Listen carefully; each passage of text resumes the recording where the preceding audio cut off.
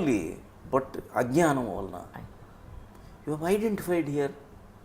So దీన్ని నువ్వు మళ్ళీ కాదు అని తెలుసుకునవటం కాదు, అది మళ్ళీ దాన్ని అంతా ఆ మాయ నుంచి బయటపడాలి, ఆ మోహం నుంచి బయటపడాలి, ఆ రాగం ద్వేషం నుంచి బయటపడాలి. ఆ మోక్షం రావడం అంటే ఈ మోహం క్షయం అవ్వాలి. సో ఈ మోహం పోవాలి అంటే దానికే ఈ ప్రాసెస్. ఇంత కష్టమైన ప్రాసెస్లు ఋషులు అన్ని ఏళ్ళు తపస్సు చేస్తుంది. నేను దేవుడు దేవుడు దేవుడు అనుకుంటే అయిపోదు. నాకు దాహం తీరిపోతుంది అంటే దాహం తీరిపోద్దా? నీళ్ళు తాగితే దాహం పోతుంది. నేను దేవుడు దేవుడు అంటే దేవుడు అయిపోతావా? అవ్వవు. గులాబ్ జామున్ తింటున్నాను అంటే గులాబ్ జామున్ తినేస్తావా? లేదు. సో ఇదేంటి అంటే దేర్ ఈజ్ ఏ ప్రాసెస్. ఆ ప్రాసెస్ గురించి ఎక్కడికి వెళ్ళక్కర్లేదు. You can be at